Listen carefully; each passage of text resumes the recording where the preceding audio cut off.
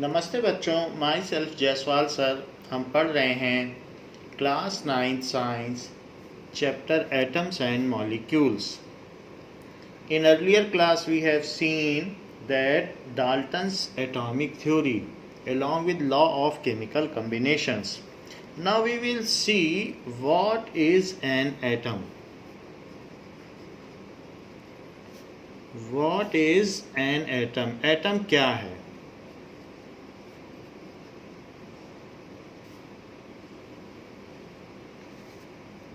So atom is smallest particle of matter which cannot further be divided. उसको और अधिक विभाजित नहीं किया जा सकता।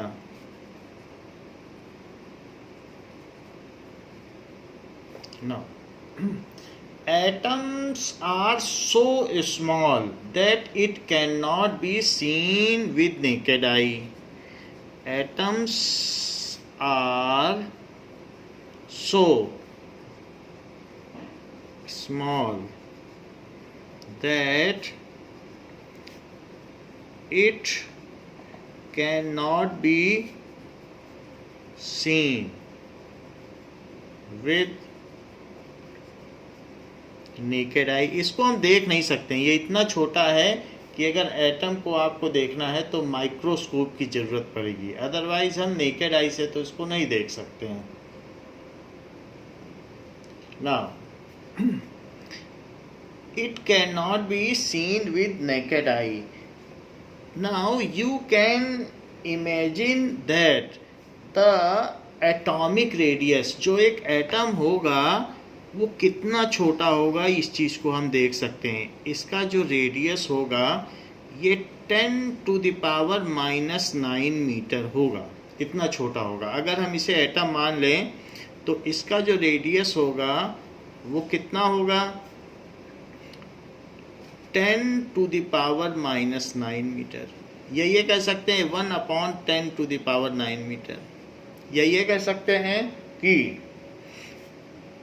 0.0000123456789 इतने मीटर होगा। ये बहुत छोटी चीज़ है। आप ये कह सकते हैं कि 1 millionth part of 1 mm। 1 mm तो आप जानते हो 1 mm कितना होता है, ये 1 सेंटीमीटर है। और इसके अगर 10 पार्ट कर दो तो इसका ये जो पार्ट है ये 1 मिलीमीटर कहलाता है। और इस 1 मिलीमीटर के 10 लाख हिस्से करो, इसके भी 10 लाख हिस्से करो, तब वो जो होगा उसमें 1 एटम होगा। या ये कह सकते हो कि इसमें इतनी जगह में 10 लाख एटम आ सकते हैं। तो हम एक एटम को कहाँ देख पाएंगे अगर इतनी जगह में होगा। So size of atom is कितना हो जाएगा, जरा इसे ही देख लो। So size of atom is 10⁻⁻⁶ into 10⁻⁻³ metre. ऐसा भी लिखा जा सकता है, इसको ये लिखा जा सकता है। और इसको क्या लिखा जा सकता है, 10⁻⁻⁶ into 0.001 मीटर। तो 1 मीटर का 1000वां हिस्सा क्या कहलाता है, 100th पार्ट तो 1 सेंटीमीटर कहलाता है। और 1000th पार्ट क्या कहलाता है, 1 mm। So it can be said that into 1 mm, 1 mm का 1 millionth part. Size of atom is 1 millionth part of 1 millimetre. 1 million में 10 लाख होते हैं, millionth part of 1 millimetre. 1 millimetre का भी 1 मिलियंथ कर दो, 10 लाख पार्ट करो, तब जाके एटम का साइज होगा। So at the tip of a sharp paper pin millions of atom can be accommodated at the tip of a sharp pin, millions of atoms can be accommodated। जैसे कि हमने fundamental unit of life में पढ़ा था कि compound microscope क्या होता है, तो कंपाउंड माइक्रोस्कोप से आप किसी सेल को देख सकते हैं, लेकिन वो भी एटम को नहीं देख पाएगा कंपाउंड माइक्रोस्कोप। आपको इलेक्ट्रॉन माइक्रोस्कोप की ज़रूरत पड़ेगी, जो कि किसी भी चीज़ को 50 लाख गुना बड़ा करके देखता हो। So atoms can only be seen by electron microscope. Naked eye से भी नहीं देखा जा सकता है, कंपाउंड माइक्रोस्कोप से भी नहीं देखा जा सकता है। इसको देखने के लिए तो हमें इलेक्ट्रॉन माइक्रोस्कोप की आवश्यकता होगी। Atoms can be seen with help of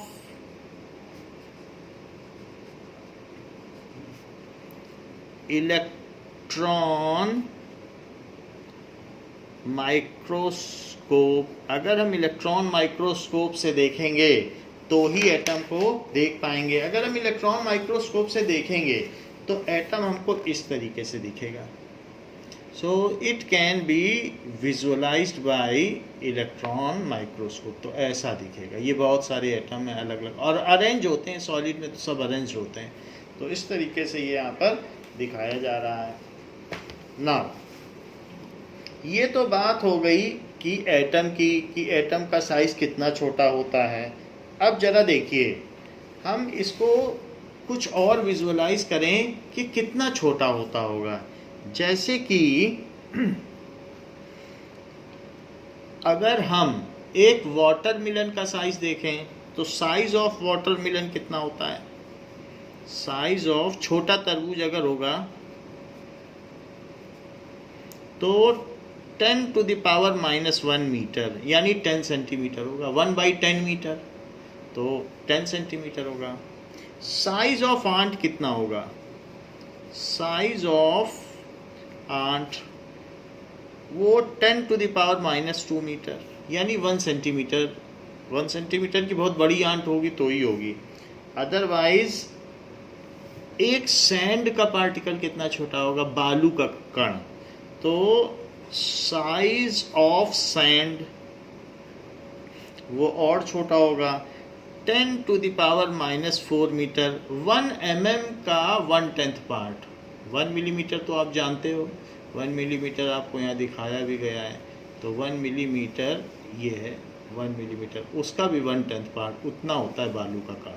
तो साइज ऑफ सैंड हो गया। हीमोग्लोबिन, जो हमारे ब्लड में हीमोग्लोबिन है आरबीसी में, रेड ब्लड पार्टिकल्स में, वो कितना होगा? साइज ऑफ आरबीसी ही हम नहीं देख सकते हैं, हीमोग्लोबिन तो उसके अंदर है। हीमोग्लोबिन जो आयरन का पार्टिकल होगा वो हीमोग्लोबिन है, हीमोग्लोबिन। तो वो और छोटा होगा, 10 to the power -8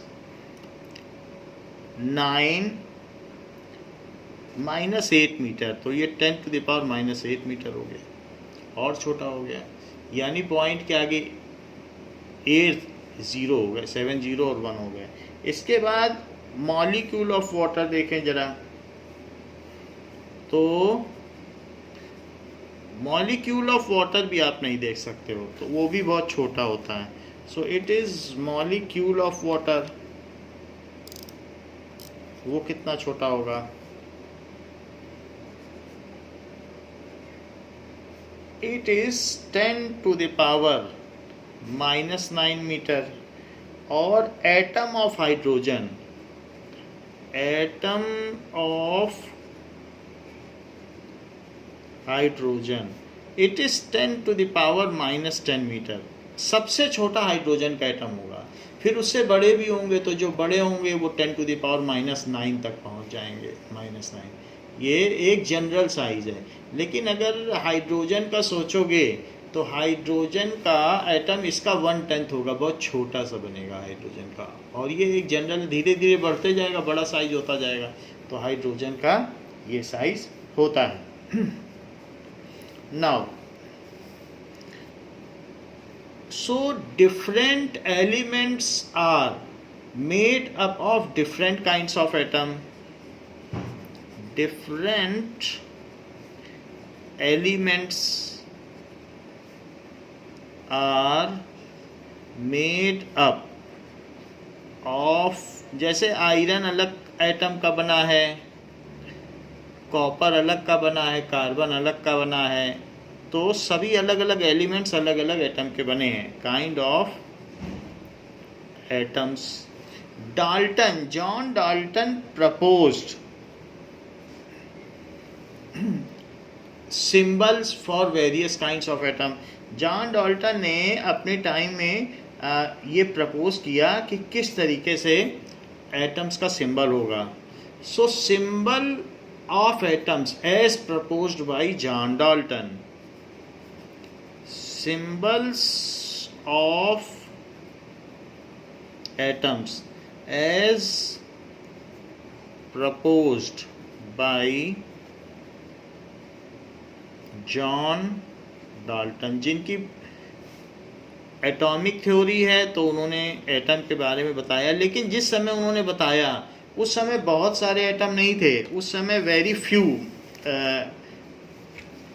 elements were known. तो उस समय केवल अगर हम देखें तो 12-13 ही थे. बहुत ज़्यादा एलिमेंट्स जानकारी में नहीं थे. तो विच वर नोन उन्हीं को इन्होंने बताया. जैसे हाइड्रोजन के लिए इन्होंने सिंबल दिया, ये हाइड्रोजन एटम, तो हाइड्रोजन एटम को इन्होंने ऐसे सिंबलाइज किया. इसी तरीके से कार्बन, कोयला, तो वो ब्लैक होता है तो उन्होंने उसको ब्लैक कर दिया, पूरा ऐसे कर दिया. ऑक्सीजन, ऑक्सीजन के लिए ऐसे सिंबल दे दिया. इसी तरीके से फॉस्फोरस, फॉस्फोरस जो रोड के बीच में लाइट लगी होती तो उसमें जो टिम करता है, जगमगाता रहता है, वो फॉस्फोरस ही है. फॉस्फोरस की वजह से होता है. सो फॉस्फोरस, तो फॉस्फोरस का इन्होंने ये सिंबल दिया. ये फॉस्फोरस को जलाओ तो एक्सप्लोड करता है. इसके अलावा सल्फ़र, सल्फ़र येलो कलर का होता है, जैसा कि हमने पहले आप लोगों को दिखाया भी है. सो सल्फ़र, ओनियन, गार्लिक, इन सब में सल्फ़र काफ़ी होता है, उसी की स्मेल आती है. तो सल्फ़र का इन्होंने सिंबल दिया प्लस का. अगर स्किन का कोई भी बीमारी है तो सल्फ़र से ठीक हो जाती है. It is antiseptic. That is platinum. Platinum बहुत शाइनिंग मेटल है, इसकी रिंग भी पहनी जाती है. सो प्लेटिनम का डाल्टन ने क्या सिंबल दिया? पी, ऐसे सिंबल दे दिया. आयरन का क्या सिंबल दिया? आयरन का सिंबल इन्होंने दिया आई. तो इस तरीके से सिंबल दिया. कॉपर, तो कॉपर में सी लिख दिया. These were earlier symbol. अभी तो ये नहीं चलते हैं, लेकिन तब उन्होंने ये दिया था और काफ़ी समय तक, 100 सालों तक चले थे. सिल्वर, तो सिल्वर को एस दिया. So these symbols were proposed by John Dalton. इसके अलावा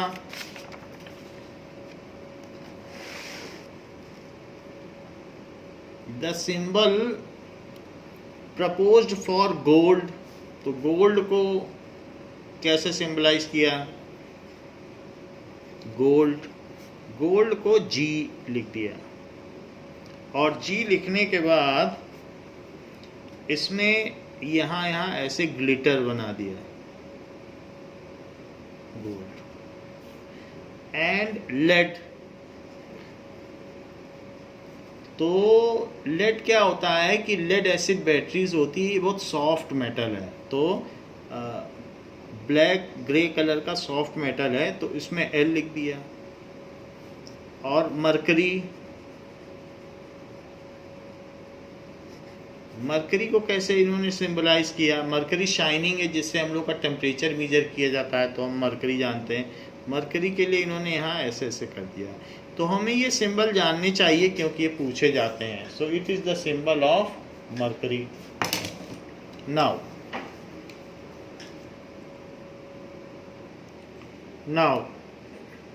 These symbols were of historical importance and now they are no more in use because these are difficult to draw. अब हर एक काम ऐसा तो ड्रॉ नहीं कर सकते हैं. So these symbols are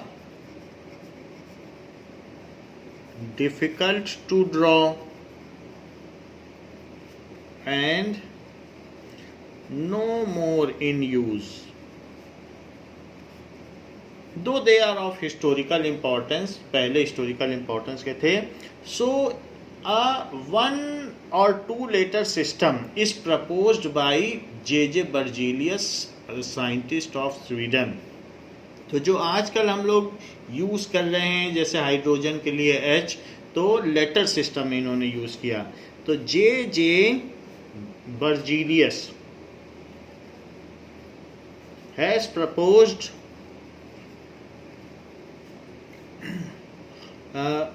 symbols of atom. Proposal for symbols of atom. He proposed 1 letter or 2 letter system.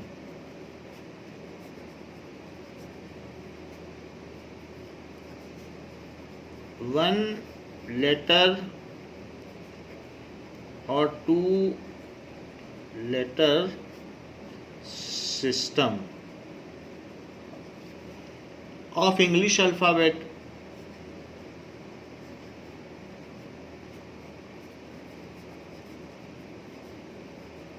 whose first letter is capital.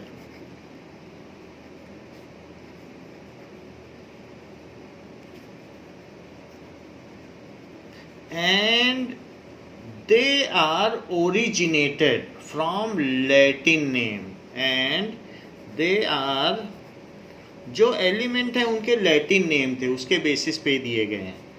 Originated from Latin name. जैसे कि इन्होंने सोडियम के लिए क्या सिंबल दिया, तो सोडियम का जो लैटिन नेम है वो नेट्रियम होता है. लैटिन में इसको कहेंगे नेट्रियम. तो नेट्रियम के बेसिस पे इन्होंने दिया. सोडियम के बेसिस पे सोडियम का नाम नहीं दिया. हमने देखा था सोडियम को पानी में डाल दो तो कैसे उसमें से फ्लैश निकलता है, और ये बहुत सॉफ्ट मेटल है. तो सोडियम को नेट्रियम कहते हैं. ये लैटिन नेम है. लैटिन भाषा में, लैटिन भाषा आजकल कहीं नहीं बोली जाती. तो सोडियम शाइनी मेटल है और ये इस तरीके का होता है, लेकिन ये चाकू से इजीली कट किया जा सकता है. ये बीच में जो दिया गया सोडियम एलिमेंट है, शाइनी तो है बट इसे कट किया जा सकता है. नाउ इसी तरीके से पोटेशियम भी शाइनी मेटल, ही बगल में दिख रहा है पोटेशियम, तो ये शाइनी मेटल, इसको भी कट किया जा सकता है. अब देखें तो सोडियम के लिए इन्होंने क्या प्रपोज किया. सोडियम के लिए इन्होंने Na दिया, फर्स्ट 2 लेटर. तो फर्स्ट लेटर कैपिटल है और सेकंड लेटर इज स्मॉल है. तो सोडियम के बेसिस पे ना देखे, लैटिन के बेसिस पे दिया. उस समय लैटिन, ज़्यादातर साइंटिस्ट लैटिन के ही थे, तो उसी के बेसिस पर दिया. ऐसे ही पोटेशियम के लिए क्या दिया है. पोटेशियम को उस समय कैलियम कहा जाता था, तो कैलियम के नाम पर इन्होंने के वर्ड दिया. ऐसे ही आयरन, आयरन को फेरम कहा जाता था, तो Fe दिया इसको. कॉपर को क्या कहा जाता था लैटिन में, cuprum. So Berzelius proposed its symbol as Cu. Berzelius ने इसका सिंबल Cu दे दिया. ऐसे ही सिल्वर को क्या कहा जाता था, दैट इज अर्जेंटम.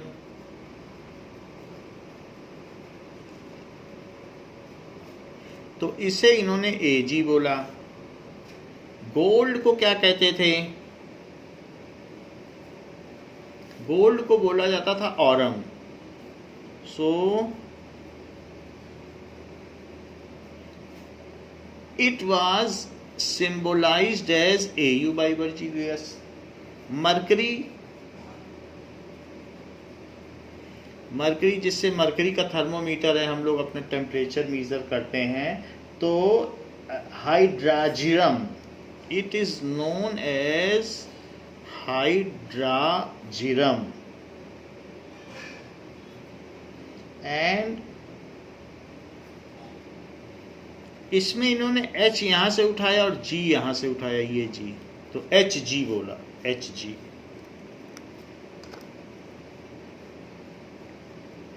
तो मरकरी का सिंबल Hg माना जाएगा। ऐसे ही लेड। सो लेड का प्लम्बम है, लैटिन नाम प्लम्बम। सो इसको पीबी कहा। टिन, जो पेप्सी का कैन होता है वो टिन का बना होता है, तो कैन वाली पेप्सी हम लोग जो पीते हैं तो टिन, इसको कहते हैं स्टेनम। तो स्टेनम से इसका नाम दिया गया SN।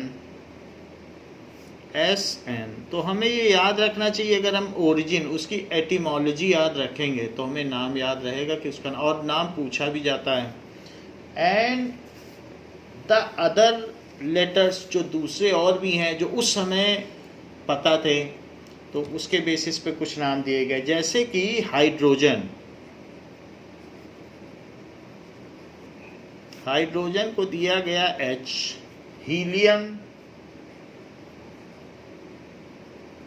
हीलियम को He। तो ये सब उसी के नाम पे, तो इसमें कोई चेंज नहीं आया। लिथियम, सो Li, लिथियम हो गया। बोरॉन के बारे में क्वेश्चन भी हम लोगों ने कर लिया है, सो B। कार्बन यानी कोयला, कार्बन से ही डायमंड भी बना होता है, और जो हम लोग की पेंसिल लेड है जिससे लिखते हैं वो भी कार्बन की है, ग्रेफाइट उसको कहते हैं। It is all carbon. So carbon को C कहा। नाइट्रोजन, जो हमारे एटमॉस्फेयर में 79% गैस है, nitrogen, it is symbolized as N। Oxygen का O है, which is needed for our survival. Without oxygen we cannot respire. So oxygen। Fluorine, highly reactive gas, ये भी येलो कलर की होती है, लाइट येलो कलर की, तो इसको F कहा गया। इसके अलावा magnesium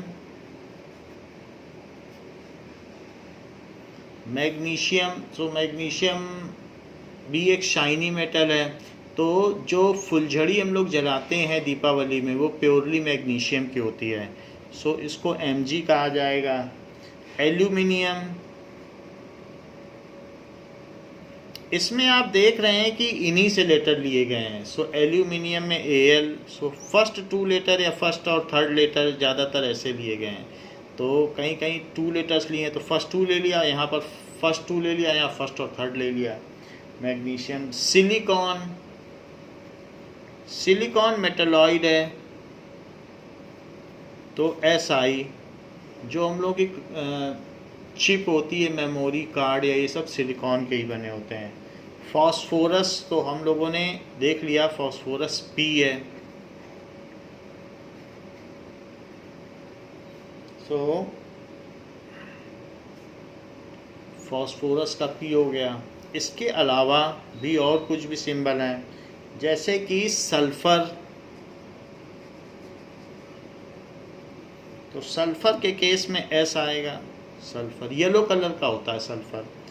chlorine gas yellow colour की गैस होती है, सो क्लोरीन Cl। इसके अलावा calcium, so this is Ca, calcium. Calcium जो हमारी बोन है वो सब कैल्शियम और फास्फोरस की बनी होती है, तो बोन को स्ट्रॉन्ग करने के लिए हम कैल्शियम लेते भी हैं, तो दिस इज़ कैल्शियम। और कैल्शियम ऑक्साइड का ही हमारे घर में पुताई होती है जिसको चूना भी कहते हैं, सो दिस इज़ कैल्शियम। इसमें उतना लस्टर नहीं होता है ना।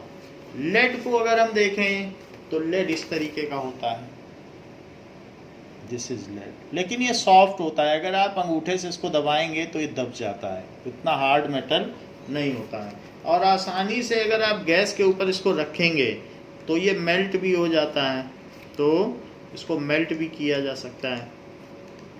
सो in this way there are various elements of various colour. जैसे कि ये सल्फर है, तो सल्फर येलो कलर का होता है और इसका सिंबल है एस। आयोडीन, तो आयोडीन पर्पल कलर का होता है, जैसे ये आयोडीन है, तो आयोडीन का सिंबल हो जाएगा आई, ये चीज हो जाएगी। ऐसे ही हमने बहुत सारी चीजें मेटल एंड नॉन मेटल में देख ली थी कि अलग अलग एलिमेंट्स के अलग अलग क्या क्या कलर होते हैं, और अब हम उनके सिंबल्स के बारे में देख रहे हैं कि उनके क्या क्या सिंबल्स होते हैं। नाउ जैसे यहाँ पर आप देखो तो बोरॉन, ये बोरॉन इस तरीके का होगा, तो ये मेटलॉइड है, ज़्यादा शाइनी लस्टर नहीं है। जो हम लोग का सिम कार्ड और ये सब बना होता है वो सिलिकॉन का होता है, और इसी के नाम पे बेंगलोर को सिलिकॉन वैली बोला जाता है, क्योंकि वहाँ पर ये काम होता है। और जर्मेनियम, ये भी एक मेटलॉइड है, इसमें भी उतना लस्टर नहीं होता है, और मेटल और नॉन मेटल के बीच की प्रॉपर्टी होती है। तो जर्मेनियम का सिंबल GE होगा, जर्मेनियम। इसके अलावा कुछ नॉन मेटल्स भी हमने देखे, तो नॉन मेटल्स में कार्बन तो आप जानते ही हैं, सल्फ़र अभी हमने दिखाया, तो सल्फ़र क्रिस्टल के भी फॉर्म में हो सकता है। ब्रोमीन Br होगा। क्लोरीन आप देख लो तो क्लोरीन इस तरीके की येलो गैस है, Cl इसका सिंबल होगा।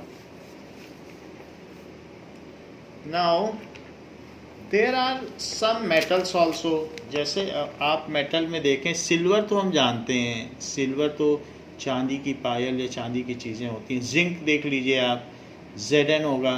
मैग्नीशियम Mg होगा, जिसकी फुलझड़ी चलाते हैं, और ये एल्यूमिनियम है। एल्यूमिनियम के भी बहुत सारे आर्टिकल आपने देखे होंगे। So in this way these are the elements जिनके अलग अलग सिंबल दिए गए हैं। इसके अलावा भी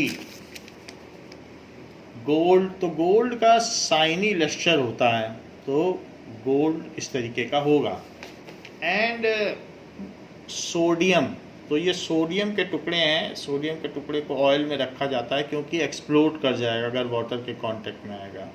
डायमंड कार्बन ही है, तो इसका सिंबल C है। जो कोयला है वही डायमंड है, और वही पेंसिल की लेड है। उनका स्ट्रक्चर अलग अलग है, इस वजह से उनके अलग अलग प्रॉपर्टीज़ हैं। क्रोमियम बहुत शाइनी मेटल है, तो क्रोमियम ये है। और मरकरी ऐसे मोल्टन है, रूम टेम्परेचर पर मेल्ट रहता है, तो दिस इज़ मरकरी। बाकी आयरन और कॉपर आप देख सकते हैं। So there are various elements, तो जिनके बारे में यहाँ हम लोगों ने देखा। Now we are learning about the symbols, कि इनके सिंबल्स कैसे होंगे। तो some of the symbols we have seen, तो कैल्शियम का हमने देख लिया। मैग्नीज, मैग्नीज एक ब्लैक कलर का होता है, तो मैंगनीज देखें। मैग्नीशियम अलग है, मैंगनीज अलग है, इसको Mn कहते हैं। तो just discriminate between magnesium and manganese, तो ये Mn कहलाएगा। नाउ निकिल, जो हम लोग का गैस स्टोव है वो आयरन और निकिल और क्रोमियम का बना होता है, तो निकिल, उसमें शाइनिंग ज़्यादा होती है, निकिल का Ni, सो दिस इज निकल। जिंक, जिंक भी सिल्वर ग्रे कलर का होता है, जस्ता, तो Zn इसका सिंबल होगा। Z और N फर्स्ट और थर्ड लेटर लिया गया है, इसमें फर्स्ट और सेकंड लेटर लिया गया है। ब्रोमीन हमने देखा था, रेड ब्राउन कलर का लिक्विड था।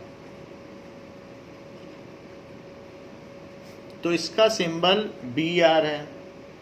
एंड आयोडीन पर्पल कलर का है जो सब्लिमेट भी होता है, आयोडीन। सो अगर रखोगे तो उड़ जाएगा, उसमें से वेपर्स आएंगी। सो दिस इज, इसका सिंबल आई होगा। Now barium, so it is Ba, it is a kind of metal. Cobalt, तो कोबाल्ट का CO, ये भी फेरोमैग्नेटिक सब्सटेंस है। अगर मैग्नेट के पास रखोगे तो चिपक जाएगा। निकल भी चिपक जाता है। तो कोबाल्ट, निकल, आयरन, ये सब मैग्नेट से अट्रैक्ट होते हैं। यूरेनियम, जिससे रेडियो एक्टिव सब्सटेंस बनते हैं, एटम बम बनते हैं, वो यूरेनियम है। तो यूरेनियम में U। तो ये हमारे कुछ सिंबल्स हैं जो उस समय नोन थे, फिर धीरे धीरे और बना दिए गए आगे 2 लेटर सिस्टम में।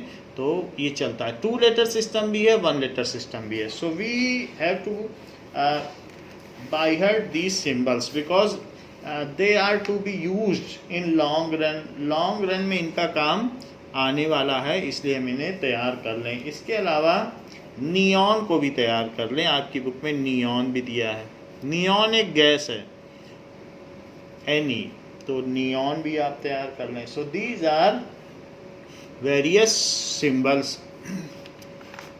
इसमें कुछ नाम मिलते जुलते हैं जिनमें हम धोखा खा सकते हैं। तो जैसे कि उस पे आप ध्यान दें। देखिए N, Na, Ni, अगर ये दिए हैं तो इसमें we should not get confused. That is N for nitrogen.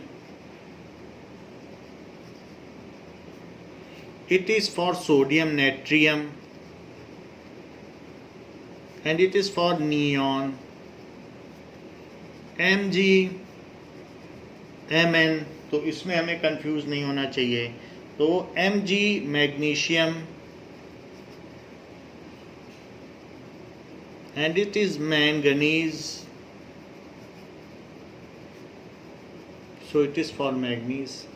ऐसे ही S sulphur, Si silicon, and so write it sulfur, and this is silicon.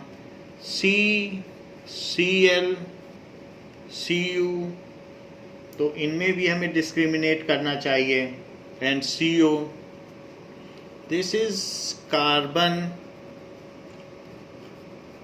This is chlorine, this is copper, and this is cobalt. इसमें O छोटा रहेगा।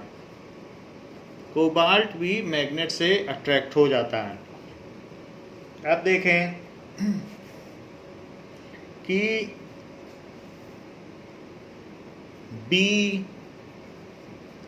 Br, तो B हो गया boron, Br हो गया bromine. सो इसमें भी आप ध्यान रखें। तो ये सारे मिलते जुलते हैं जिनमें हम गड़बड़ी कर देते हैं, and that are to be kept in mind. F और Fe में भी ध्यान रखें। F फ्लोरीन है, ये गैस है, और Fe आयरन है। So in these things we should be cautious while using this. And K is potassium.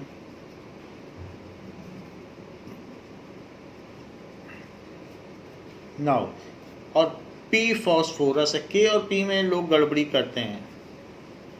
Phosphorus, तो फॉस्फोरस के लिए P और पोटेशियम, ये केलियम है, तो केलियम के लिए K का यूज किया गया है। नाउ एटॉमिक मास। अब हम देखेंगे एटॉमिक मास क्या होता है।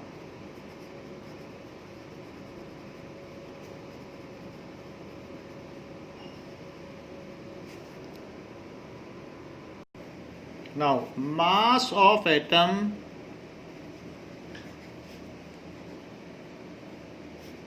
expressed in U is called atomic mass. अब ये U क्या है? Where U is atomic mass unit, जहाँ पर where U is atomic mass unit, तो 1U क्या होता है? 1U is 1.66056 into 10 to the power -27 kg. ये बहुत छोटी सी वैल्यू है. अगर आप देखें तो पॉइंट के आगे 27 जीरो लगाने पड़ेंगे, तब जाकर कितनी छोटी वैल्यू हो जाएगी. क्योंकि आप ये देख लें कि 1 ग्राम जब हम लिखते हैं, 1 ग्राम ही कितना कम होता है, तो इतने kg. तो 1 ग्राम में 3 जीरो, मतलब थर्ड पे 1 होता है, 2 जीरो और 1 लिखते हैं, तो 3 डिजिट पहले डेसिमल लगता है. तो आप देख लीजिए इट इज़ सो स्मॉलर. और ये इतने डेसिमल के पहले आप इतने ज़ीरोस के पहले डेसिमल लगाएं तो कितनी छोटी क्वांटिटी हो जाएगी. तो ये बात देखी गई कि जो हाइड्रोजन का एटम है, हाइड्रोजन का एटम, उसको जब वे किया गया तो उसका जो मास आया, मास ऑफ हाइड्रोजन एटम, यह हाइड्रोजन का एटम है, तो हाइड्रोजन एटम, तो mass of hydrogen atom 1.66056 into 10 to the power -27 के स्मॉलर रहेगा, kg आया. तो अब बार बार साइंटिस्ट कोई ये वैल्यू तो नहीं बोलेगा, तो इसलिए उसने मान लिया कि जो hydrogen is the lightest atom. Hydrogen एक सबसे बेसिक एटम है जिसमें सिर्फ 1 प्रोटॉन और 1 इलेक्ट्रॉन रहता है. फिर उसके ऊपर जाएंगे तो 2 प्रोटॉन 2 इलेक्ट्रॉन 3 प्रोटॉन 3 इलेक्ट्रॉन, और 118th एलिमेंट में 118 प्रोटॉन एंड 118 इलेक्ट्रॉन रहते हैं. तो जितने एलिमेंट फर्स्ट से 118 है, उसमें एक एक करके number of protons and electrons बढ़ते चले जाते हैं, और नंबर ऑफ प्रोटॉन और इलेक्ट्रॉन इक्वल रहते हैं हमेशा. जो भी हो, सो सबसे लाइटेस्ट एटम हाइड्रोजन है. Hydrogen is the lightest atom among all the atoms. Hydrogen is the lightest atom among all atoms.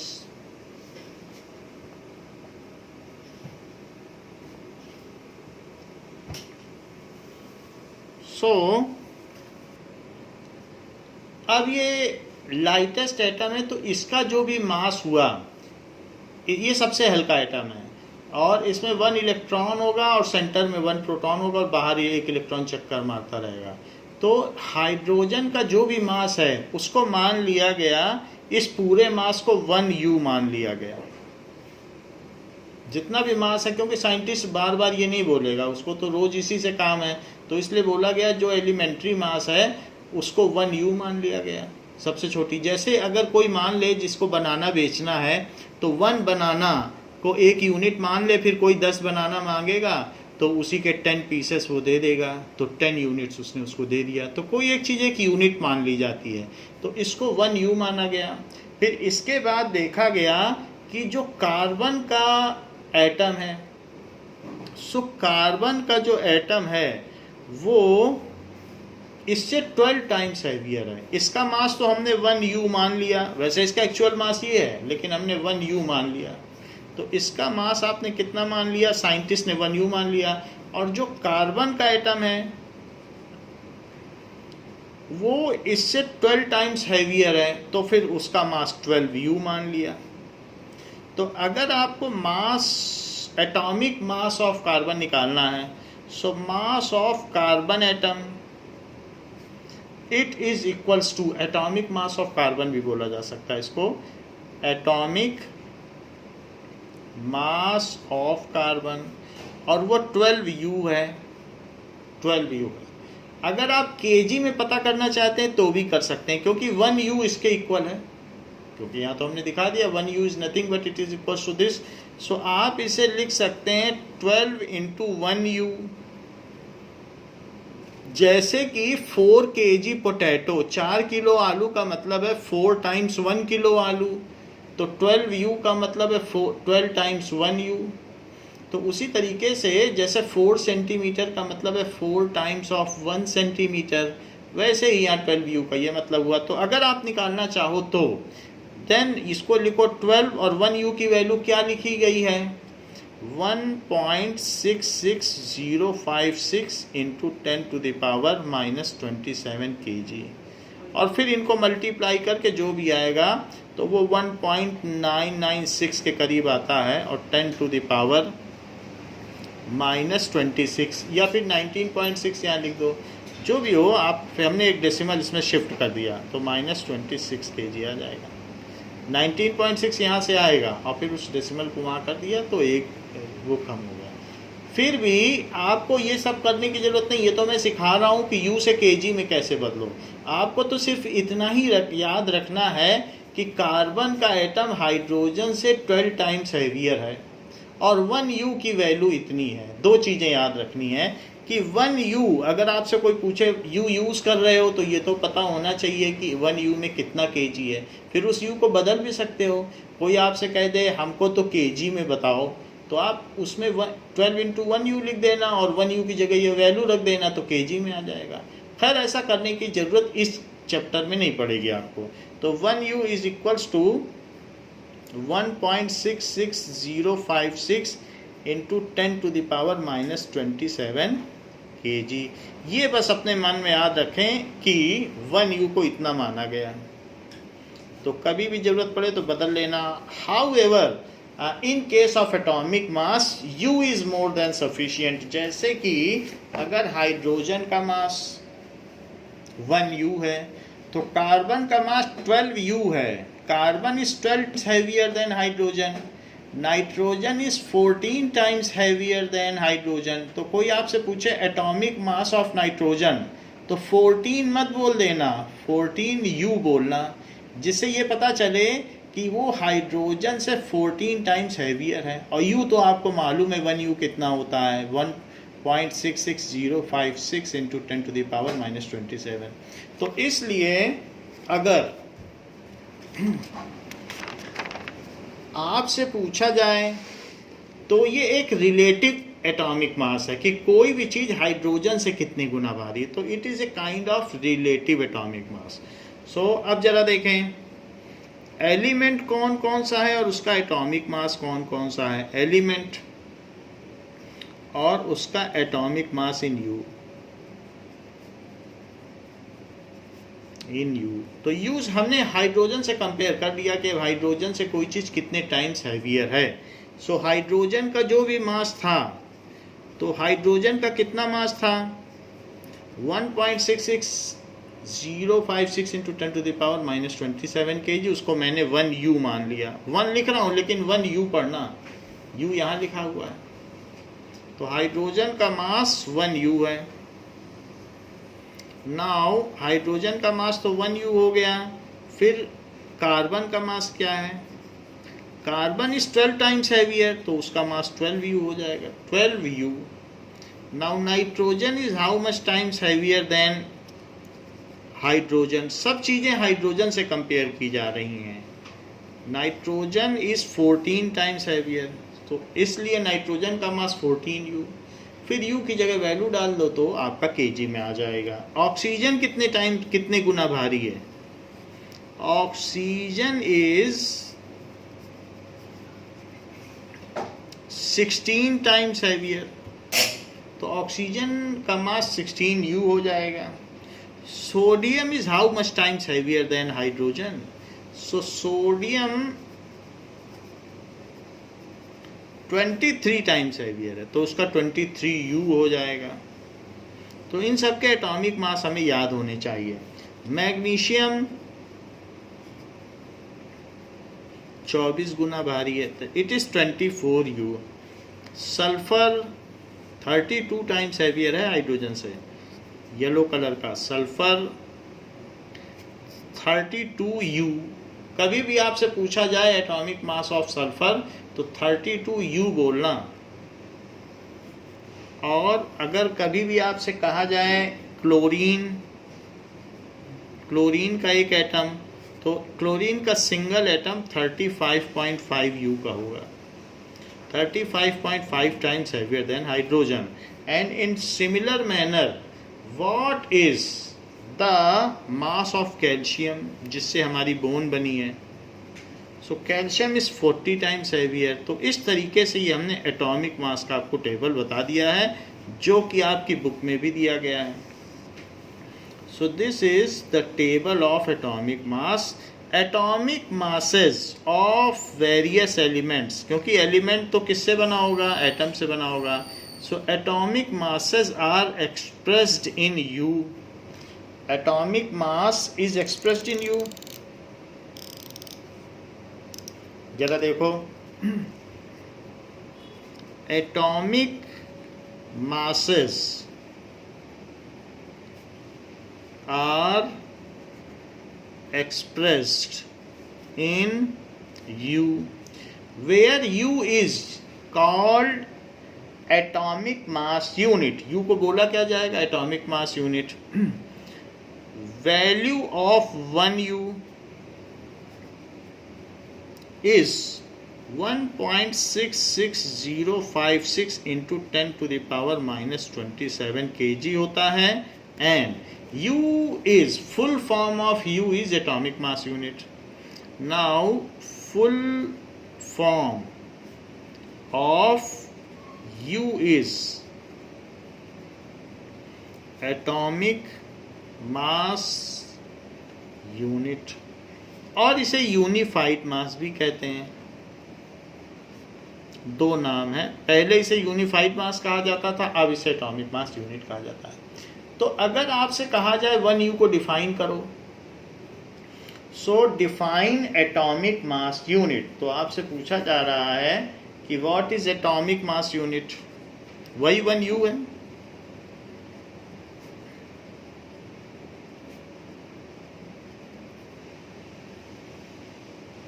इसी को 1U भी कह सकते हैं। अब जरा देखो, जो कार्बन है वही 1U है। अब मैं ये कार्बन 12U है, तो ये हाइड्रोजन से 12 टाइम्स हैवियर है। तो इसका जो 12वां हिस्सा हुआ, 12th पार्ट, 1/12 पार्ट इसका, तो वही 1U है। बड़ा आसान है ये तो, क्योंकि हाइड्रोजन से ये 12 गुना भारी है। तो अब मैं 1U को कैसे डिफाइन करूं? सो 1/12 of carbon atom is 1U। देखो कितना आसान हो गया, इससे आसान क्या होगा? इसी का 1/12 पार्ट कर दो। 1/12 of carbon atom is 1U। तो यही हम लिख देते हैं। सो 1/12 ऑफ 1/12 पार्ट जो भी है इज 1U। तो ऐसे लिख लें कि mass of 1/12 part of C12 atom is 1U, उसे 1U कहा जाएगा। जरा इस चीज को देखें कि ये क्या है और C12 एटम क्या है। C12 एटम का मतलब होता है कि कार्बन एटम, ये कार्बन है, तो कार्बन के सेंटर में 6 प्रोटॉन होंगे और 6 न्यूट्रॉन होंगे, और कार्बन के चारों तरफ 6 इलेक्ट्रॉन चक्कर लगाते रहेंगे। तो इन दोनों का सम कर दो, तो 6 प्रोटॉन और 6 न्यूट्रॉन मिलके कितने हुए? 12 हुए। तो इस वजह से इसे C12 एटम कहा गया, कार्बन 12 एटम। और इसका कोई ख़ास मतलब नहीं है, C12 का मतलब 6 प्रोटॉन और 6 न्यूट्रॉन, क्योंकि किसी किसी कार्बन में 7 न्यूट्रॉन भी होते हैं। न्यूट्रॉन अदल बदल सकते हैं, प्रोटॉन और इलेक्ट्रॉन तो फिक्स्ड रहते हैं। तो न्यूट्रॉन का इतना ख़ास रोल रहता नहीं है। न्यूट्रॉन न्यूट्रल होते हैं, प्रोटॉन पॉजिटिव होते हैं और इलेक्ट्रॉन निगेटिव होते हैं चार्ज में। तो जो भी इसका मास है, अगर मैं इसके 12 पीसेस कर दूं तो एक पीस 12th पार्ट, क्योंकि जो हाइड्रोजन है वो इसका 1/12 पार्ट है। ये चीज़ जो कार्बन है वो हाइड्रोजन से 12 गुना भारी है, तो इसी का 1/12 कर दो, 1U आ जाएगा। So 1/12 part of carbon 12 atom is 1U। कितना आसान हो गया, 1/12 part of carbon 12 atom is 1U। तो इस चीज़ को लिख लें। Now atomic mass unit is what? Atomic mass unit ही 1U कहलाती है। It is equals to 1/12 into mass of 1C12 atom.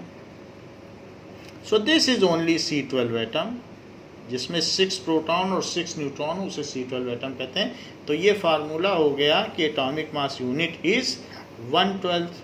उसका 12वां हिस्सा कर दो तो 1U आ जाएगा। वैसे भी कार्बन एटम हाइड्रोजन से 12 गुना भारी है, तो उसी का तो 12वां हिस्सा 1/12 करना पड़ेगा। कुछ लोग ऐसे भी बोलते हैं, 1980 में एक डेफिनेशन बनी थी 1/16 पार्ट ऑफ ऑक्सीजन एटम। कुछ लोग कहते हैं 1/23 पार्ट ऑफ सोडियम एटम। सभी की बात सही है, लेकिन उसी के जो इमीडिएट बाद मतलब कार्बन से रिलेट किया गया है, तो जो भी कन्वेंशन है साइंटिस्ट ने जो माना, अलग अलग लोगों ने अलग अलग समय पे अलग अलग माना है। तो अभी ये माना जाता है कि 1/12 part of carbon atom is 1U, और 1U की वैल्यू हमने आपको बता दी है। तो ये तो बात हो गया कि जैसे कि आपकी बुक में दिया गया है, मान लीजिए कार्बन, मान लीजिए इसके 12 पीसेस कर लें, तो 1/12 पार्ट जो भी होगा वो एक हाइड्रोजन एटम का मास होगा, वही 1U होगा। ऐसे भी बताया जा सकता है। Now in text questions,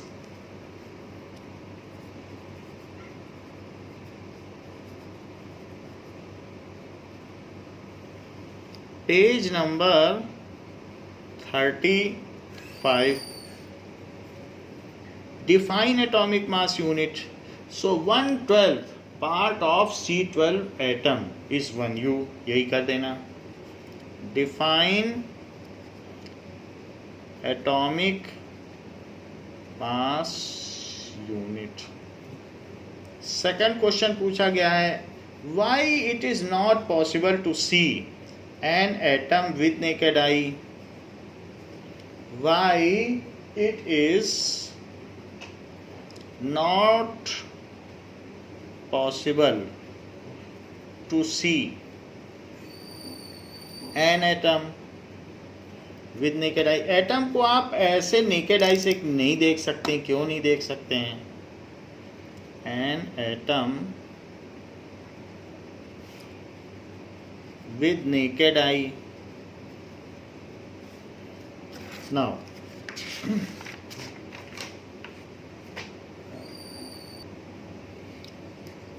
it is not possible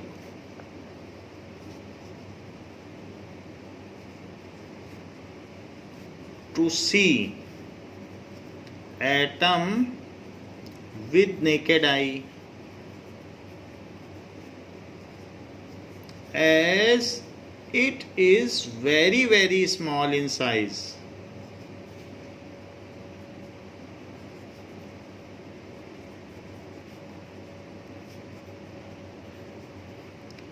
Its size is, इसका साइज कितना होगा? जैसे हाइड्रोजन एटम का ले लें, its size is 10 to the power -10 metre. Hydrogen atom का ही ले लें। So it can not be seen with naked eye, बहुत छोटा होता है। सो ये नहीं देखा जा सकता है। Now we will see what is molecule. What is molecule?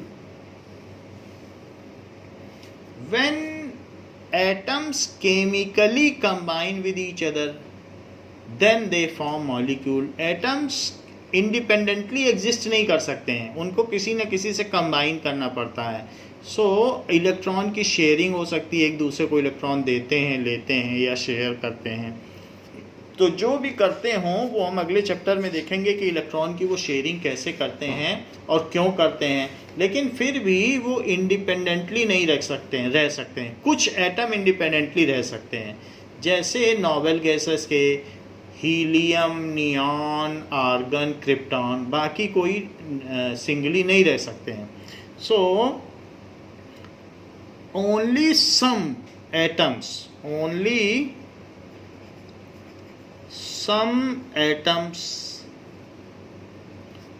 like helium के atom, helium, He, neon, argon, ये सब नोबल गैसेस हैं जो किसी से रिएक्ट ही नहीं करती। क्रिप्टॉन, रेडॉन, ये सारे कैन, ऐसे एटम सिर्फ अकेले रह सकते हैं। Can exist independently,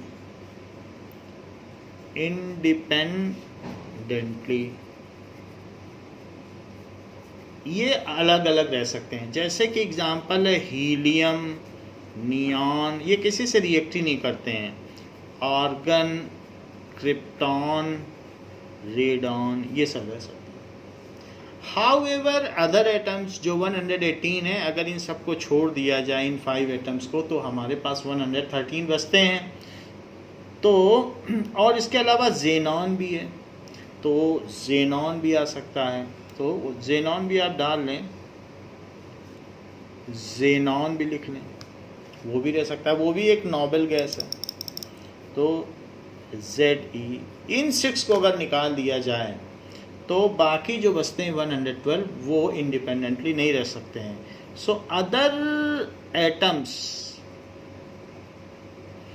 chemically combine with each other, chemically, जैसे हमने HCl देखा, H2O पीछे देखा था, और उन्हीं का रीअरेंजमेंट होता था तो केमिकल रिएक्शन हो जाती थी। सो केमिकली कंबाइन करते हैं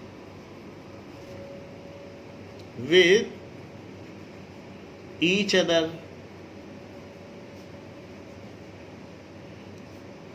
to form molecule, तो मॉलिक्यूल बनाते हैं। So when atoms chemically combine with each other, then they form molecule. So what is the definition of molecule? जैसे पहले कुछ हम molecule देखें। अगर H और H आपस में कंबाइन कर जाएं, H का एटम और H का, तो इसको कहेंगे molecule of H2। ये फिर इंडिपेंडेंटली हवा में घूमता रहेगा, फिर इसे और अब किसी से कंबाइन करने की जरूरत नहीं। अब H3 नहीं बनाएगा, हवा में ये हमेशा H2 बन के घूमेगा। तो सर्टेन फिक्स्ड रेशो में ही कंबाइन करते हैं, ये नहीं कि अपनी मर्जी से कैसे भी कर लें। तो molecule of hydrogen gas, molecule of H2 भी कह सकते हो, या कह सकते हो कि मॉलिक्यूल ऑफ हाइड्रोजन गैस, ये गैस के तौर पर घूमते हैं। ऐसे O2, तो मॉलिक्यूल ऑफ O2, अगर उसमें एक ही तरीके के एटम होंगे तो उसे कहेंगे मॉलिक्यूल ऑफ एलिमेंट। ऐसे N2 में भी होता है, N और N आपस में मिल गए तो कहेंगे कि मॉलिक्यूल ऑफ N2। Cl के भी मिल जाते हैं, क्लोरीन गैस बना देते हैं, तो उसको क्या कहेंगे? Molecule of chlorine gas. ये सब गैसेस हैं। ये क्लोरीन गैस हो गई, ये कौन सी गैस हो गई? ये भी हमारे एटमॉस्फेयर में है, तो नाइट्रोजन गैस हो गई। ये कौन सी गैस हो गई? Oxygen gas. लेकिन इन सब में एक ही तरीके के एटम्स हैं, डिफरेंट नहीं हैं, तो इसलिए इनको मॉलिक्यूल्स ऑफ एलिमेंट कहे जाएंगे। अब देखें, ये तो हमने आपको बता दिया कि मॉलिक्यूल ऑफ एलिमेंट क्या होते हैं। ऐसे ही सल्फर का देख लो, सल्फर में तो 8 एटम कंबाइन कर जाते हैं।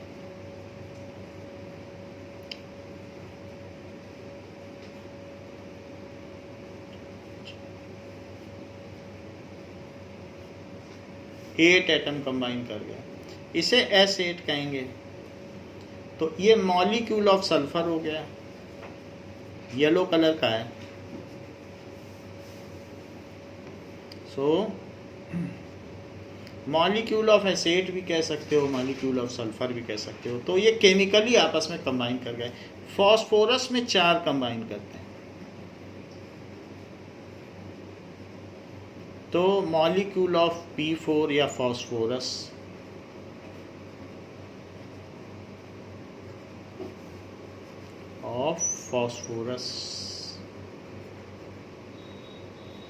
कभी कभी ऑक्सीजन के 3 मॉलिक्यूल भी कंबाइन करते हैं, जिसको ओजोन कहते हैं।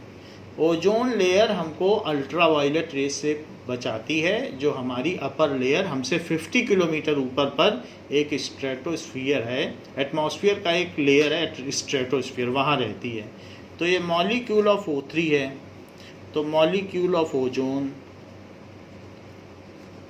लेकिन यहाँ सब जगह हम ये देख रहे हैं कि ये जो भी मॉलिक्यूल है उसमें वन काइंड ही एटम है, सारे S के हैं या सारे P के हैं।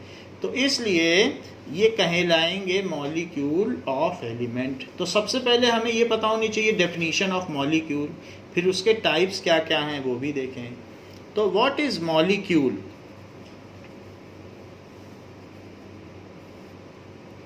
मॉलिक्यूल क्या होते हैं? Molecule can be defined as the smallest particle of element that is capable of independent existence and shows all the properties of substance. Now, when 2 or more atoms of same type or different type chemically combine with each other, then they form molecule. सबसे आसान definition, when 2 or more, देखो कहीं कहीं more भी है, यहाँ 8 हो गए, यहाँ 4 हो गए, यहाँ 3 हो गए, 2 or more same or different types of atom, 2 or more same or different types of atoms chemically combined.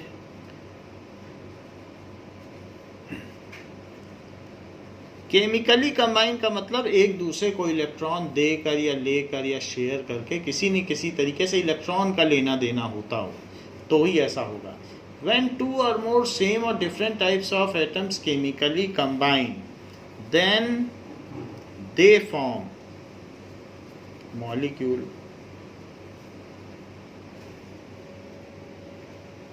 तो उसे मॉलिक्यूल कहते हैं। इसका एग्जाम्पल क्या है? जैसे कि मॉलिक्यूल ऑफ H2, जैसे कि molecule of O2, molecule of N2, molecule of Cl2, chlorine gas का molecule, molecule of acid, molecule of S8, molecule of P4 भी हो सकता है, और मॉलिक्यूल ऑफ O3 भी हो सकता है। ये सब एग्जाम्पल हैं मॉलिक्यूल ऑफ O3। अब मॉलिक्यूल के 2 अलग अलग डिविजन्स हैं, मॉलिक्यूल ऑफ एलिमेंट भी हो सकता है और मॉलिक्यूल ऑफ कंपाउंड। तो ये जो ऊपर के जितने भी एग्जाम्पल्स बताए गए हैं, इसमें सेम टाइप के एटम्स हैं, तो इसलिए ये कहलाएंगे molecule of element. What does it mean by molecule of element? If a molecule contains, so molecule of element 2 types हैं, एक molecule of element है तो उसे आप A लिख लें, और दूसरा molecule of compound. If a molecule contains only one type of atoms, जिसमें एक ही प्रकार के परमाणु उपस्थित हों, then it is called molecule of element। जैसे पीछे बताया गया है, molecule of element। एग्जाम्पल है molecule of H2, उसमें दोनों H के ही हैं। What is molecule of compound? Molecule of compound,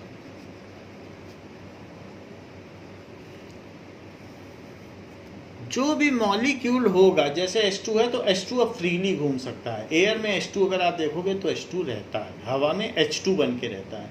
जैसे कि अगर मान लो मैंने कंटेनर में गैस ले ली है, हाइड्रोजन गैस, तो उसमें फिर जो हाइड्रोजन गैस है उसमें H2 करके रहेंगे सारे, फिर वो डाई एटॉमिक ही रहेंगे। दो एटम मिल जाए आपस में तो कहते हैं डाई एटॉमिक, तो ऐसे रहेगा। ऐसे अगर मैंने किसी में ओजोन ले ली है, ओजोन हमें मालूम है O3 होता है, तो उसमें फिर O के सारे रहेंगे, लेकिन फिर वो 3 करके रहेंगे ओजोन वाले में। तो molecule exist independently and moves freely in nature. तो ये ओजोन गैस है, ओजोन गैस, ये हाइड्रोजन गैस है, तो ऐसे रहता है। तो ये ट्राई एटॉमिक हो गया, 3 एटम मिलके बना रही 2। खैर ये सब मॉलिक्यूल ऑफ एलिमेंट है। अब हम कहते हैं molecule of compound. So when 2 और more than 2 types of atom chemically combined in fixed ratio, when 2 or more different kinds of atom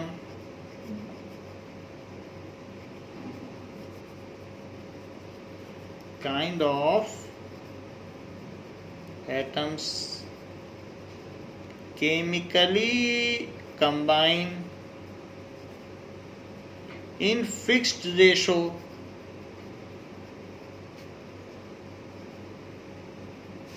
then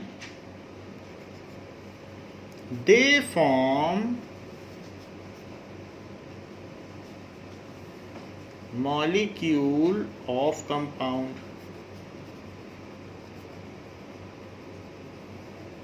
ये दोनों ऊपर के एग्जाम्पल हैं, ये मॉलिक्यूल ऑफ एलिमेंट है, उसके बारे में बताया गया। अब हम कंपाउंड देखें तो कह रहा है 2 या 2 से अधिक एटम अगर अलग अलग तरीके के अगर फिक्स्ड रेशो में कंबाइन करें, जैसे कि ऑक्सीजन के साथ 2H लग जाएं, तो 2 डिफरेंट टाइप्स के हैं, लेकिन इसमें फिक्स्ड रेशो है, 2H और एक O ही होगा, तो ये मॉलिक्यूल ऑफ H2 है, H2O है, तो ये मॉलिक्यूल ऑफ कंपाउंड कहा जाएगा। मॉलिक्यूल ऑफ H2O लिख दे रहा हूँ, ऊपर तो हेडिंग है ही है मॉलिक्यूल ऑफ कंपाउंड की। ऐसे ही CO2, तो CO2 में क्या होगा, 2 O होंगे और एक C होगा, तो C सेंट्रल एटम होगा, जबकि ऑक्सीजन टर्मिनल एटम होगा, तो इसलिए मॉलिक्यूल ऑफ CO2 वो भी कंपाउंड का ही है। NH3 को देख लीजिए, N सेंट्रल एटम होगा और हाइड्रोजन के 3 टर्मिनल एटम होंगे, तो इसको कहेंगे अमोनिया का मॉलिक्यूल। मॉलिक्यूल इसमें डिफरेंट एटम्स होते हैं, 2 या more different. Molecule of ammonia, pungent smell होती है। मीथेन गैस जो CNG होती है जिससे ऑटो चलती है, तो CH4, 4 H होंगे और एक C होगा, तो molecule of methane, molecule of CH4 जिसको कि मीथेन कहते हैं और इसे CNG भी कहते हैं, कंप्रेस्ड नेचुरल गैस ऐसा भी कहते हैं। CH4 है, लेकिन चूंकि डिफरेंट है, फिक्स्ड रेशो है। CH5 कुछ नहीं होता, फिक्स्ड रेशो होगा। ये H3O कुछ नहीं बनेगा, H3O कभी बनेगा ही नहीं, CO3 कभी नहीं बनता है। ये लोग फिक्स्ड रेशो में ही कंबाइन करते हैं। ऐसे ही जैसे यहाँ पर हमने देख लिया है, और भी हो सकते हैं जो आपस में कंबाइन करते हों। जैसे कई बार क्या होता है कि Cl के साथ कंबाइन कर लेगा क्लोरीन के साथ, तो उसको कहेंगे molecule of CCl4 carbon tetrachloride. That is carbon और 4 क्लोराइड है, तो इसका नाम पड़ जाएगा कार्बन टेट्राक्लोराइड। खैर ये भी एक मॉलिक्यूल ऑफ कंपाउंड ही है। एक चीज़ आपको पहले से पता है, HCl molecule of hydrogen chloride, molecule of hydrogen chloride. Hydrogen chloride का मतलब HCl। ये भी एक वाइट फ्यूम तरह की गैस है। तो यहाँ पर हमने देखा कि अगर डिफरेंट टाइप्स के एटम आपस में केमिकली कंबाइन कर लें, then they form molecule of compound. तो ये जितने भी मैंने दिखाए हैं इन सब में आप देख लीजिए कि ये सारे मॉलिक्यूल ऑफ कंपाउंड है, क्योंकि डिफरेंट है। यहाँ पर सेम टाइप ऑफ एटम किसी में नहीं, आप चेक कर लो। तो इसलिए इसको क्या कहेंगे? So these are molecule of compound, molecule of compound। दो तरीके से मॉलिक्यूल होते हैं, मॉलिक्यूल ऑफ एलिमेंट भी होते हैं और molecule of compound. So when atoms of same kind, ये सेम काइंड हो गए, और different kind chemically combined, then they form molecule. Molecule can exist independently in nature। Molecule आपस में can exist, हवा में वो फ्रीली घूम सकते हैं, exist independently in nature। हवा में वो फ्रीली घूम सकते हैं, exist independently in nature। तो ये चीज़ होते हैं, जैसे H2 का मॉलिक्यूल Cl2, तो वो फ्रीली घूम सकते हैं। ऐसे ही ग्लूकोज का भी मॉलिक्यूल होता है। अदर एग्जांपल्स कौन से हो सकते हैं मॉलिक्यूल के? सो अदर लार्ज भी हो सकते हैं। Examples are molecule of glucose, उसमें बहुत सारे एटम है, देख लीजिए आप कितने सारे एटम है, ये भी हो सकता है। Molecule of glucose. चीनी का मॉलिक्यूल ऑफ सुक्रोज,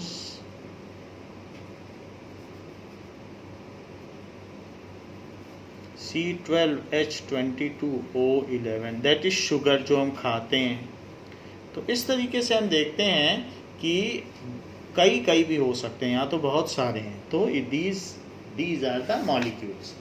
अब हम देखें कि the number of atoms present in a molecule is known as its atomicity। Atomicity का क्या मतलब होता है? Atomicity, number of atoms present in a molecule is known as atomicity. उसको एटॉमिसिटी कह सकते हैं। कुछ ऐसे होते हैं जिसमें ज़्यादा एटम होंगे, जिसमें 5 हो गए तो पेंटा एटॉमिक हो गया, किसी में 2 हैं तो डाई एटॉमिक हो गया। तो इस तरीके से वो उसकी एटॉमिसिटी कहलाती है कि कितने एटम्स हैं किसी भी मॉलिक्यूल में। So let us make a chart of atomicity of various molecules। Now, so अब जरा देखें कि एटॉमिसिटी मोनो एटॉमिक,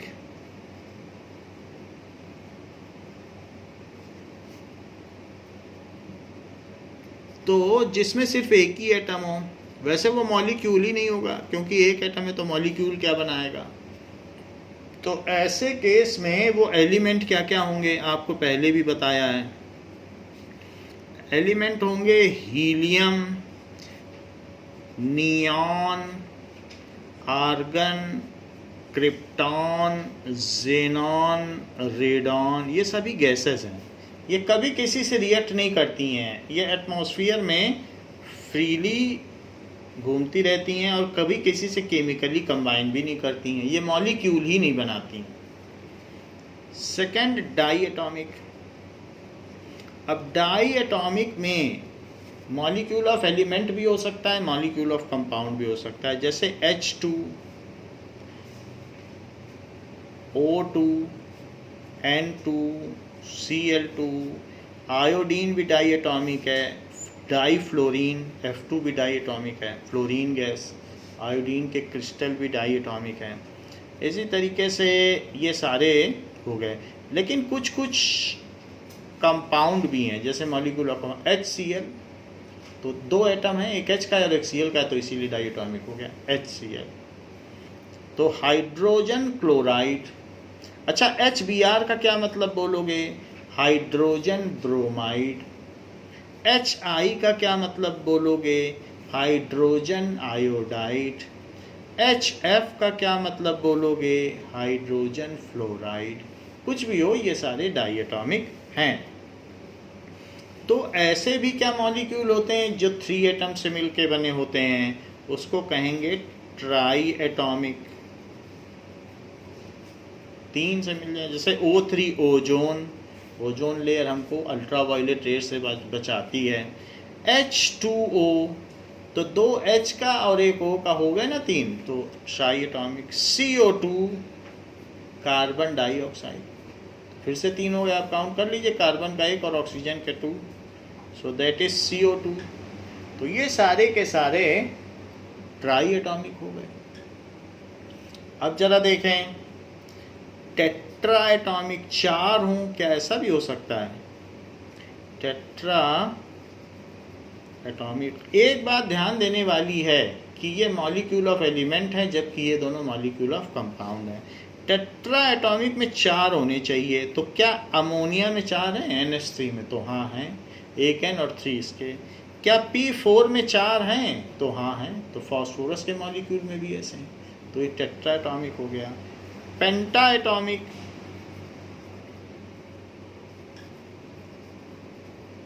तो पेंटा एटॉमिक जरा देख लें कि क्या होगा। पेंटा एटॉमिक में CH4, जिसको कि मीथेन कहते हैं, CCl4 कार्बन टेट्राक्लोराइड, 5 है, चेक कर लो, 4 Cl का और 1 क्लोरीन का। ऐसे ये पेंटा एटॉमिक है, 1 C का और 4 हाइड्रोजन के। ऐसे ही आगे भी हम बढ़ सकते हैं। पेंटा एटॉमिक के बाद ऑक्टा एटॉमिक, ऑक्टा यानी 8 हो एटॉमिक, जैसे S8 सल्फर का मॉलिक्यूल। अगर 3 से ऊपर हो जाते हैं तो जैसे टेट्रा और ये सब, इन सब को पॉली एटॉमिक कहते हैं। तो ये चीज़ है, तो इसको आप जनरली पॉली एटॉमिक कह सकते हैं। ऑक्टा का मतलब 8 होता है, पेंटा का मतलब 5 होता है, टेट्रा का मतलब 4 होता है और ट्राई का मतलब 3 होता है। तो यहाँ पर ये बात हमने देख ली। अब आपकी बुक में ये बात तो कही गई है कि मॉलिक्यूल ऑफ एलिमेंट्स, तो हमने आपको पढ़ा दिया मॉलिक्यूल ऑफ एलिमेंट्स क्या होता है। फिर कहते हैं मॉलिक्यूल ऑफ कंपाउंड्स। हम मॉलिक्यूल ऑफ कंपाउंड्स के बारे में कुछ और चीज़ें जानेंगे। नाउ लेट अस सी कि कंपाउंड के मॉलिक्यूल में क्या क्या एलिमेंट प्रेजेंट हैं, उसको टेबुलेट करेंगे। सो मॉलिक्यूल ऑफ कंपाउंड, ये तो मैंने एटॉमिसिटी या परमाणुकता के बारे में आपको बातें बताई हैं। नाउ मॉलिक्यूल ऑफ कंपाउंड, हमें मालूम है कंपाउंड के मॉलिक्यूल में डिफरेंट टाइप्स ऑफ एटम्स होते हैं। जैसे ये है, इसमें कार्बन और हाइड्रोजन तो हैं और फिक्स्ड रेशो में होगा, तभी कंपाउंड का मॉलिक्यूल बनेगा। तो आपसे कहा जा रहा है कि एक टेबल बनाइए जिसमें कंपाउंड का नाम लिखिए और उसके बाद उसमें जो एलिमेंट्स हैं उनका नाम लिखिए, कौन कौन से एलिमेंट्स प्रेजेंट हैं। तो कंबाइनिंग एलिमेंट, जो एलिमेंट होंगे उसी के ही एटम भी होंगे। तो कंबाइनिंग एलिमेंट्स क्या क्या हैं और उनका रेशो क्या है। सो रेशो बाई मास क्या है, रेशो बाई मास।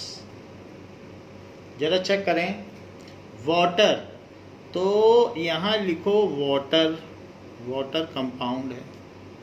वाटर का फॉर्मूला क्या है, H2O। वाटर में कौन कौन से कंबाइनिंग एलिमेंट हैं, तो हाइड्रोजन और ऑक्सीजन। अब हाइड्रोजन के 2 एटम हैं, तो हाइड्रोजन का कितना मास हो गया, एक का मास 1U होता है, अभी टेबल पीछे दिखाई थी, और 2 हाइड्रोजन का मास तो 2U, तो इसका मास हो गया। और एक ऑक्सीजन का कितना मास होता है, 16U, क्योंकि ऑक्सीजन हाइड्रोजन से 16 गुना भारी है। हम आपको फिर से एक बार टेबल दिखा दे रहे हैं, वरना याद भी होना चाहिए, ये टेबल आपको याद होनी चाहिए। सो ऑक्सीजन का 16 टाइम्स हैवियर है, तो 16U हो गया। U की वैल्यू हमने आपको बता दी है। तो क्योंकि एक ऑक्सीजन है तो सिर्फ यहाँ 16U लिखो, 2 हाइड्रोजन था तो हमने 2U लिखा है। जितने होंगे उतना टाइम्स लिखना पड़ेगा ना, जैसे 2 हाइड्रोजन है तो 2U लिख दिया, उसी के हिसाब से मल्टीप्लाई कर लेना। अब इसका सिंपल रेशो बताओ क्या है, ये तो मास लिख दिया दोनों का। अब इनका सिंपल रेशो कैसे निकालोगे, रेशो बाई मास, 2 से डिवाइड करके निकाल लो, ऐसे हर एक में करना है। तो ये तो मैंने पहला बताया कि वाटर में। अब सेकंड बुक में सेकंड पूछा है अमोनिया। अमोनिया का जरा चेक करें। अमोनिया का फार्मूला क्या होता है, NH3। इसके एलिमेंट्स क्या क्या होंगे, नाइट्रोजन और हाइड्रोजन। नाइट्रोजन कितने टाइम्स हैवियर है, तो नाइट्रोजन 14U होता है उसका एटॉमिक मास। हाइड्रोजन का कितना होता है एटॉमिक मास, 1U। कितने हाइड्रोजन हैं, 3 हैं, तो 3 हाइड्रोजन का कितना हो जाएगा, 3U। आप मन में सोच लें कि नाइट्रोजन और उसके तीनों तरफ H लगे हैं, तो आपको पता चल जाएगा कि उनका कितना कितना मास है। तो 14U इसका हो गया, और 1U तो 3U लिखा है। जितने होंगे वो तो लिखना पड़ेगा। अब ये किसी से डिवाइड नहीं हो सकता है, तो इसलिए ये 14:3 हो गया। थर्ड देखें, तो थर्ड है कार्बन डाइऑक्साइड। कार्बन डाइऑक्साइड, इसका फार्मूला क्या होता है, CO2। ये भी एक कंपाउंड का मॉलिक्यूल है। इसमें क्या क्या चीज़ें उपस्थित हैं, दैट इज कार्बन का एलिमेंट है और ऑक्सीजन है। एक कार्बन है तो एक कार्बन का मास कितना होगा, 12U। ये भी याद होना चाहिए कि कार्बन हाइड्रोजन से 12 टाइम्स हैवियर है।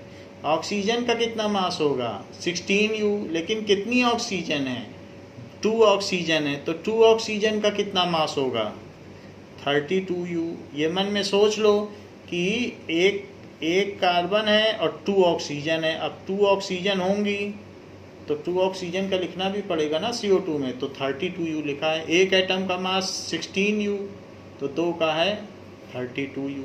अब इसको किससे डिवाइड किया जा सकता है, 4 से। 4 3 जा 12, 4 8 जा 32, तो 3:8। इस तरीके से हमें टेबल बनानी आनी चाहिए। ये बुक में ये टेबल बनी हुई है, तो हम भी इसको ऐसे देख लें और सीख लें कि इनका कितना कितना रेशो है, तो ये चीज़ हम सीख लें।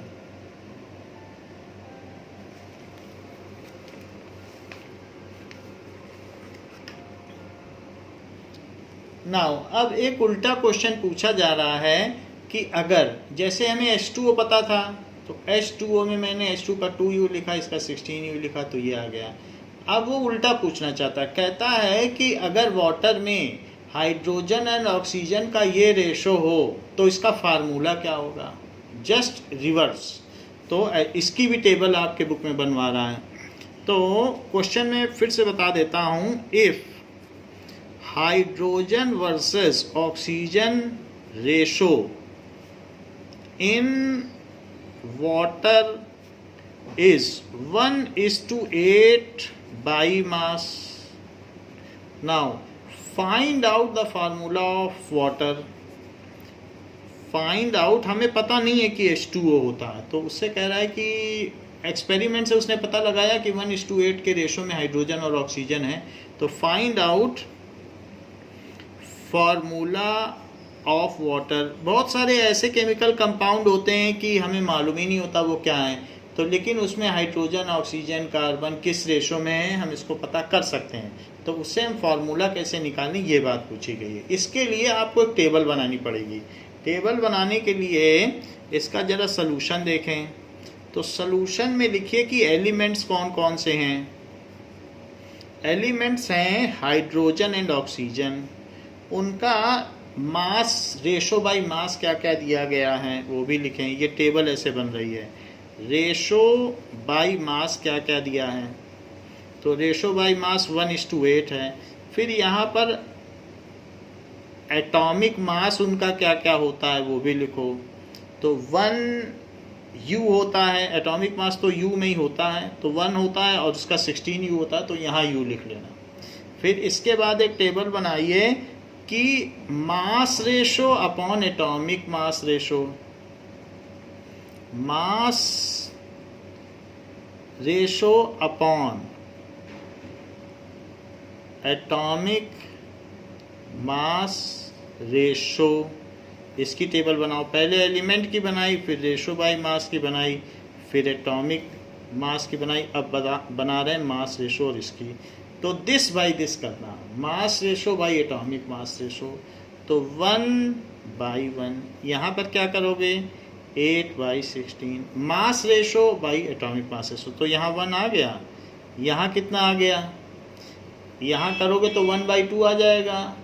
तो 1/2 लिख लीजिए। अब यहाँ सिंपल रेशो लिखना है, क्योंकि हमें मालूम है डाल्टन के लॉ से कि जो एटम्स होते हैं वो सिंपल रेशो में होते हैं। तो एक सिंपल रेशो बना लो, सिंपल होल नंबर रेशो।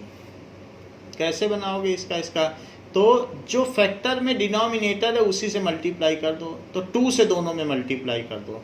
तो इसमें इंटू 2 कर दो और इसमें भी into 2।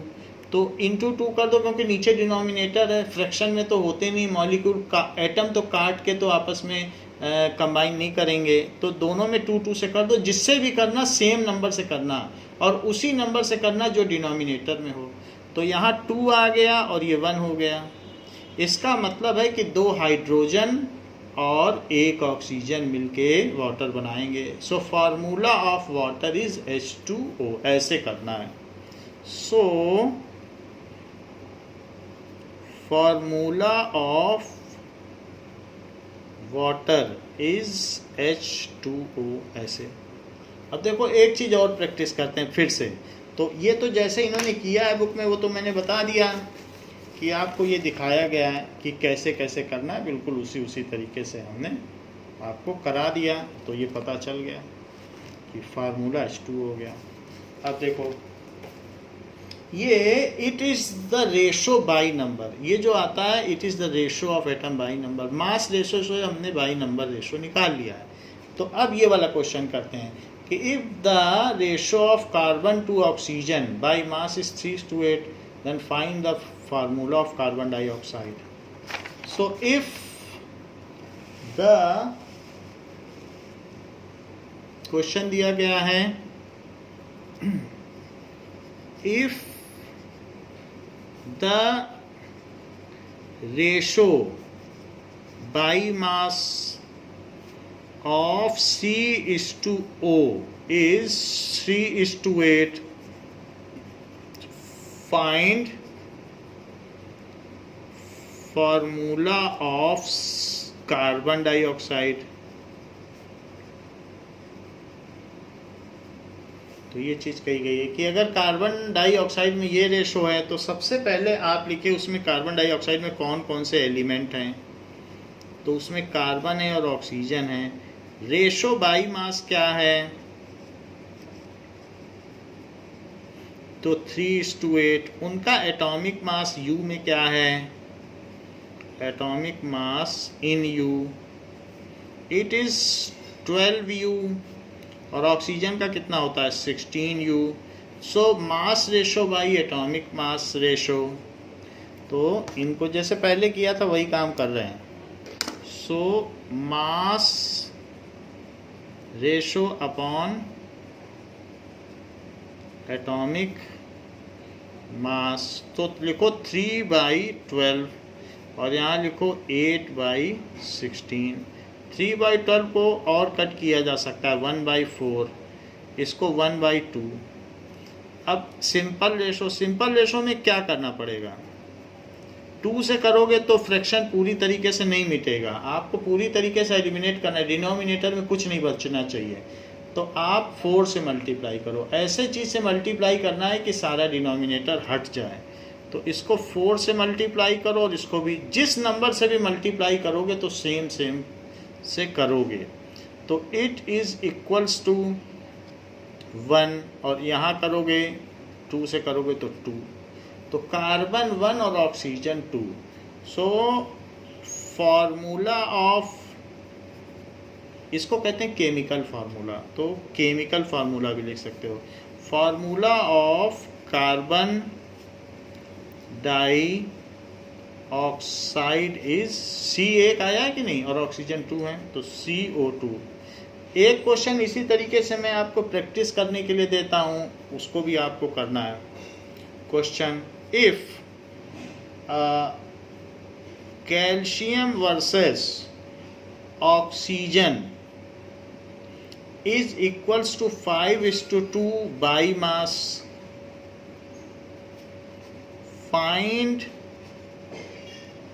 formula of calcium oxide। Book में तो दिया है लेकिन आप खुद करें तो ज़्यादा अच्छा रहेगा। ऐसे ही पूछा गया है, ये कैल्शियम ऑक्साइड का हो गया। इफ मैग्नीशियम और सल्फर का ratio by mass is 3:4 by mass, find formula of magnesium sulphide.